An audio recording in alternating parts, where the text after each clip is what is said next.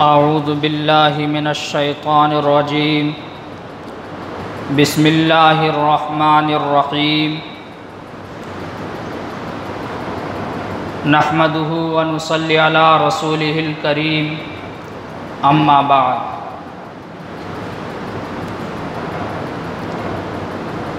اللہ سے کرے دور تو تعلیم بھی فتنہ، اولاد بھی، املاک بھی، جاگیر بھی فتنہ۔ ناحق کے لیے اٹھے تو شمشیر بھی فتنہ، شمشیر ہی کیا چیز ہے، نعرہ تکبیر بھی فتنہ۔ میرے محترم بزرگوں اور دوستو، اللہ رب العزت کا بے انتہا شکر و احسان ہے کہ اس نے ہم سب کو پھر ایک جگہ جمع فرمایا اور کچھ کہنے اور سننے کی توفیق عنایت فرمائی۔ حاضرین گرامی، اس وقت پوری دنیا کا مسلمان اور خاص طریقے پر ہندوستان کے اندر رہنے اور بسنے والا مسلمان مختلف قسم کے حالات اور فتنوں کا شکار ہے۔ ایک فتنہ ختم نہیں ہوتا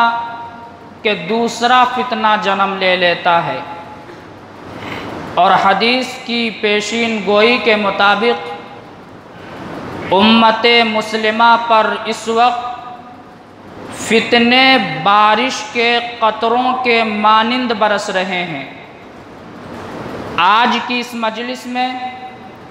میں جس فتنے کا تذکرہ کرنا چاہتا ہوں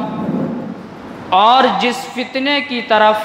آپ لوگوں کے ذہن کو مبذول کرانا چاہتا ہوں وہ ہے ارتداد کا فتنہ،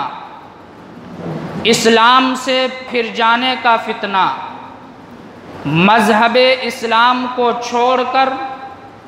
دوسرے دھرم کو اختیار کر لینے کا فتنہ،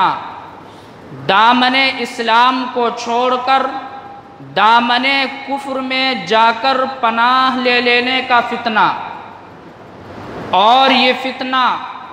خاص طریقے پر ہماری بہنوں اور بیٹیوں کے درمیان پیدا کیا جا رہا ہے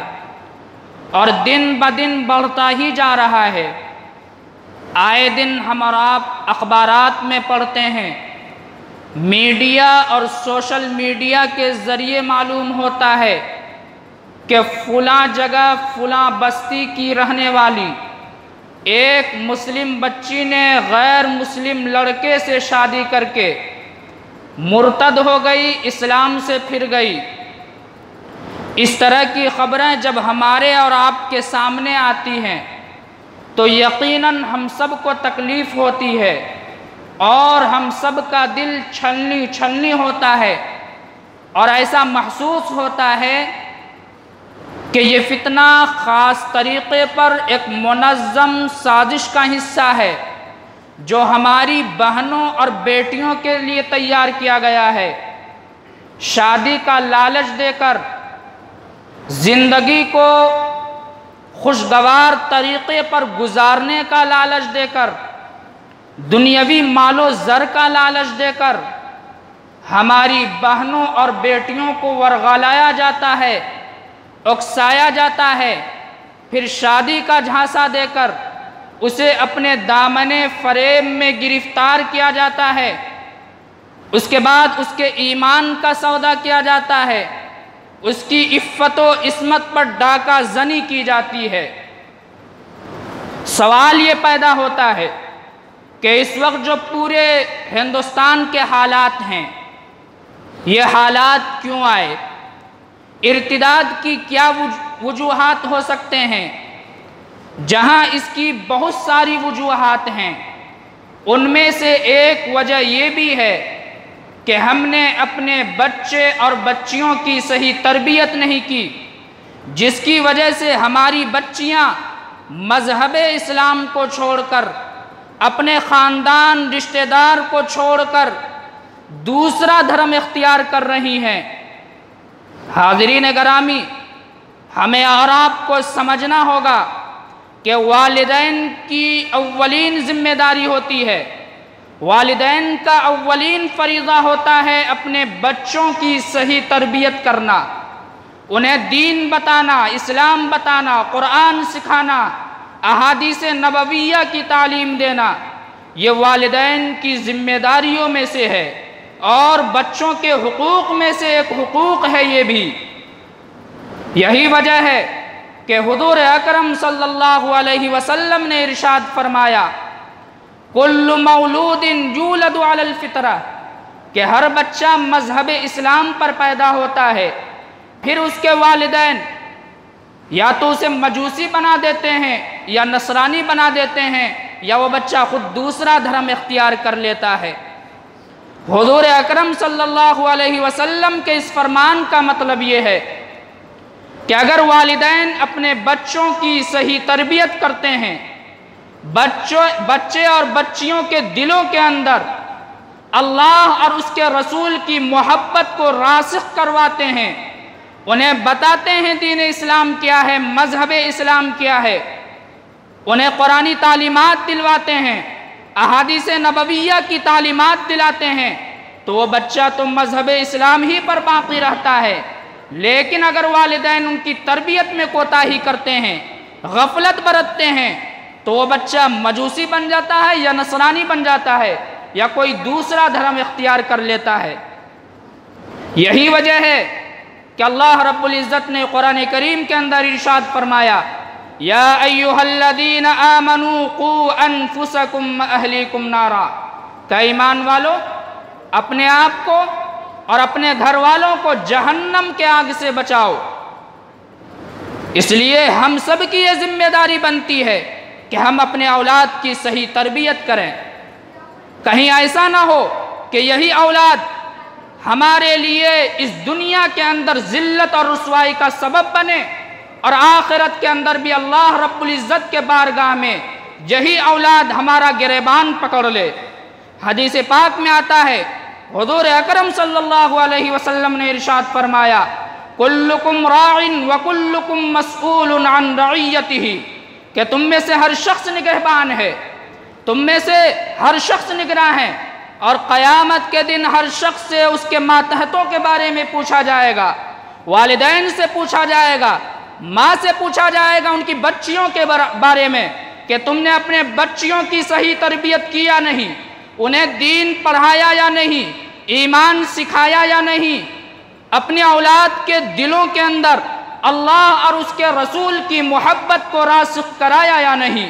اسی طرح باپ سے پوچھا جائے گا کہ تم نے اپنے بچوں کی تربیت میں کیا رول ادا کیا، کیا کارنامہ انجام دیا۔ اسی طرح شوہر سے پوچھا جائے گا، اس کی بیوی کے متعلق کہا جائے گا کہ تم نے اپنی بیویوں کی دینداری میں کتنا حصہ لیا۔ حاضرین گرامی، یاد رکھیں اگر ہم نے اپنے بچے اور بچیوں کی تربیت میں تھوڑی سی بھی کمی اور کوتاہی کی تو یہی اولاد ہمارے لیے کل قیامت کے دن جہنم کا ایندھن بنے گی اور جہنم کا سبب بنے گی۔ حاضرین گرامی، اولاد کی تربیت بچپن میں کی جاتی ہے۔ بچپن کی عمر میں جو چیزیں اولاد اور بچے کے ذہن میں بیٹھا دیا جاتا ہے وہ پتھر کے لکیر کے مانند ہو جایا کرتی ہے۔ عرب کا مشہور مقولہ ہے العلم فی الصغر کالنقش فی الحجر، کہ جو چیزیں بچپن میں بچوں کے دلوں کے اندر بیٹھائی جاتی ہے وہ پتھر کے لکیر کے مانند ہو جایا کرتی ہے۔ حاضرین گرامی، حضرات انبیاء کرام علیہم السلام کا طرز عمل تو یہ تھا کہ وہ اپنے بچے اور بچیوں کی ہمیشہ فکر کرتے، ہمیشہ ان کی تربیت کرتے۔ وہ یہ نہیں دیکھتے تھے کہ ہمارے بچے اور بچیوں کی عمر 5 سال ہے یا 50 سال، 7 سال ہے یا 70 سال۔ جب موقع ملتا انبیاء کرام علیہم السلام اپنی بچیوں کی، اپنے بچے کی تربیت کرتے، اصلاح فرماتے۔ قرآن کریم کے اندر موجود ہے، حضرت یعقوب علیہ السلام کے بارے میں آتا ہے اذ حضر یعقوب الموت اذ قال لبنیہ ما تعبدون من بعدی، کہ حضرت یعقوب علیہ السلام کی موت کا وقت جب قریب آیا تو انہوں نے اپنے بچوں کو بلایا، اپنے لڑکوں کو بلایا اور کہا اذ حضر یعقوب الموت اذ قال لبنیہ ما تعبدون من بعدی، کہ اے بچوں، اے لڑکوں، ہماری موت کا وقت قریب آ چکا ہے، ان قریب میں اس دنیا سے چلا جاؤں گا، لیکن اس سے پہلے تم ہمیں یہ بتاؤ کہ میرے جانے کے بعد تم لوگ کس کی عبادت کرو گے۔ دیکھیے ایک پیغمبر ہیں، اپنے اولاد کی کتنی فکر ہے، آخری وقت میں بھی اولاد کی فکر کر رہے ہیں، کہیں میرے جانے کے بعد اسلام سے مت پھر جانا، ایمان سے مت پھر جانا۔ اس سے پتہ چلتا ہے کہ ہمیں اور آپ کو اولاد کی کتنی فکر کرنی چاہیے اور کیسی تربیت کرنی چاہیے۔ بچہ جو ہے، بچہ کا پہلا مکتب اور مدرسہ ماں کا گود ہوا کرتا ہے۔ بچہ اپنی ماں کی چھاتی سے صرف دودھ نہیں پیتا، بلکہ اس کے اچھے اور برے اثرات بھی بچوں کے اندر مرتب ہوتے ہیں۔ اس لیے ہماری ماں اور بہنوں کو خاص طریقے پر اس بات کا خیال رکھنا چاہیے کہ ہم اپنی بچیوں کی ٹھیک اصلاح کریں، صحیح تربیت کریں، باوضو ہو کر انہیں دودھ پلائیں۔ حاضرین گرامی، اسی طرح حضرت ابراہیم علیہ السلام کا جب آخری وقت آیا تو انہوں نے اپنے لڑکوں کو بلایا اور ان سے کہا، قال یا بنی ان اللہ اصطفى لکم الدین فلا تموتن الا وانتم مسلمون، کہ میرے لڑکو یاد رکھو اللہ نے تمہیں دین اسلام کے لیے منتخب کر لیا ہے، دین اسلام کے لیے چن لیا ہے۔ فلا تموتن الا وانتم مسلمون،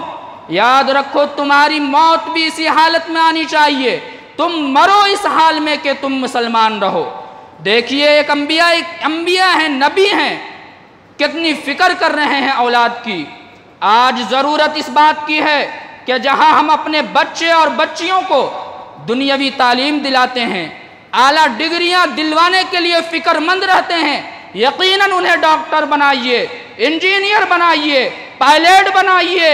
اسی طرح گریجویٹ کرائیے۔ ہمیں ضرورت ہے اچھے ڈاکٹر کی بھی، اچھے انجینئرز کی بھی اور پائلٹ کی بھی ہمیں ضرورت ہے، لیکن ساتھ ساتھ اپنے بچوں کے دلوں پر قرآن کریم کی اس آیت کو نقش کر دیں، لکھ دیں، فَلَا تَمُوتُنَّ إِلَّا وَأَنْتُمْ مُسْلِمُونَ، کہ بچوں تم مسلمان ہو، اللہ نے تمہیں دین اسلام کے لیے منتخب کیا ہے، تم اس حالت میں مرو کہ تم مسلمان رہو، اور ساتھ ہی ساتھ یہ بھی بتائیں وَاعْبُدْ رَبَّكَ حَتَّى يَأْتِيَكَ الْيَقِينُ، کہ تم اللہ کی عبادت کرو، پروردگار کی عبادت کرو اس حال میں تمہاری موت آ جائے۔ حاضرین گرامی، اس وقت جو پورے ملک کے حالات ہیں، تقریباً ہندوستان کے ہر صوبے سے اور ہر صوبے کے ہر ضلع سے یہ خبریں آ رہی ہے کہ مسلم بچیاں ارتداد کی شکار ہو رہی ہیں۔ 1000 2000 10,000 اور 20,000 نہیں، لاکھوں کی تعداد میں مسلم بچیاں مذہب اسلام کو چھوڑ کر دوسرا دھرم اختیار کر چکی ہے۔ ایسا محسوس ہوتا ہے کہ یہ ایک منظم سازش کا حصہ ہے۔ اس کو محض اتفاقی واقعہ سمجھنا یہ بے وقوفوں کی علامت ہے۔ باقاعدہ اس کے لیے فنڈنگ کی جا رہی ہے، مال خرچ کیا جا رہا ہے، جماعتیں بنائی جا رہی ہے، ہماری بچیوں کو ورغلایا جا رہا ہے، اکسایا جا رہا ہے۔ تنظیمیں اعلان کر رہی ہے کہ اگر کوئی شخص مسلم بچیوں کے ذہن کو خراب کر کے ارتداد کا شکار بنا لیتا ہے تو اس کو اتنے پیسے دیے جائیں گے، مکانات دیے جائیں گے۔ ابھی احمد آباد کے قریب سے میرے ایک جاننے والے نے بتایا کہ ہمارے یہاں اس طرح کے واقعات روز ہو رہے ہیں، مسلم بچیوں کو گاڑیاں خرید کر دی جا رہی ہے، مہنگے موبائل فون خرید کر دیے جا رہے ہیں، اور اسی طرح لیپ ٹاپ خرید کر دیا جا رہا ہے، اور اس کے بدلے میں اس کے ایمان کا سودا کیا جاتا ہے، اس کی عفت و عصمت پر ڈاکہ زنی کی جاتی ہے۔ ان تمام تر واقعات کو سامنے رکھتے ہوئے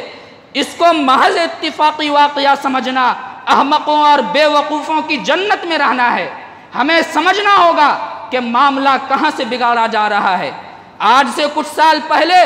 لو جہاد کے نام پر جو ایک شوشہ چھوڑا گیا تھا پورے ملک کے اندر، اس کے پیچھے وہی ذہن کام کر رہی ہے۔ ہماری بچیوں کو ورغلایا جاتا ہے، ان کے ذہنوں کا استحصال کیا جاتا ہے اور پھر اسے استعمال کر کے پھینک دیا جاتا ہے۔ حاضرین گرامی، جہاں اس کے بہت سارے وجوہات ہیں، ان میں سے ایک وجہ تو یہ ہے کہ دینی تعلیم سے دوری۔ ہم نے اپنے بچوں کو نہیں بتایا کہ ایمان کیا ہے، اسلام کیا ہے۔ ہم نے اپنی بچیوں کو نہیں بتایا کہ عورت کے معنی ہی پردے کے آتے ہیں۔ ہم نے اپنی بچیوں کو ہم خود اپنے ہاتھ سے ایسے ایسے لباس خرید کر دیتے ہیں جس سے جسم کے ہر اعضاء عیاں ہوتے ہیں اور ظاہر ہوتے ہیں۔ بے پردگی کی شکار ہے ہماری بچیاں۔ ان میں سے ارتداد کی ایک وجہ یہ بھی ہے کہ آج کل شادیاں مہنگی ہو رہی ہے،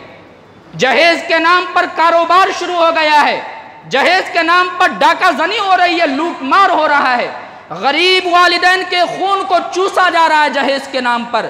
اس وجہ سے بھی ہماری بچیاں ارتداد کی شکار ہو رہی ہے۔ اور ایک وجہ یہ بھی ہے کہ آج کل ہمارے معاشرے کے اندر عجیب عجیب رسوم نکل گئے ہیں، رسومات۔ ابھی پونا کالج کے ایک پروفیسر نے بتایا کہ اس کے کالج کی ایک ذہین اور ہونہار طالبہ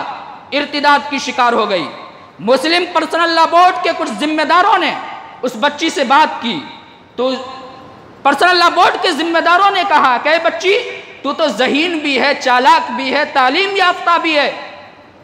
تو نے مذہب اسلام کو کیوں چھوڑ دیا؟ تو اس بچی نے جواب دیا کہ میرے گھر 23 گھرانے سے، الگ الگ گھر سے رشتے آئے، سب نے آ کر چائے پانی کیا، ناشتہ کیا، اور آخر میں یہ کہہ کر سب نے منع کر دیا۔ کسی نے کہا کہ ہماری بہو کے اندر یہ خوبیاں ہونی چاہیے،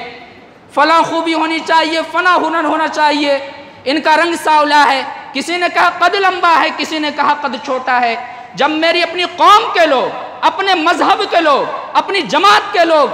نے اپنانے سے انکار کر دیا، اسی اثنا میں، اسی وقت میں ایک غیر مسلم گھرانے سے، اچھے گھرانے سے رشتہ آ گیا، ہم نے قبول کر لیا اور اسلام کو چھوڑ دیا۔ حاضرین گرامی، تھوڑی کمی اور بیشی ہمیں برداشت کرنی ہوگی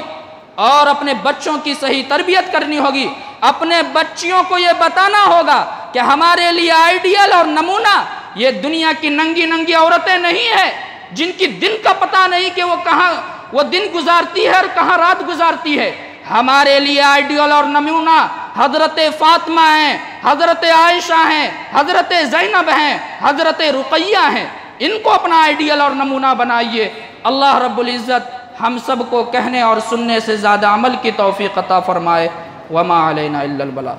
جو حضرات سنت نہیں پڑھیں وہ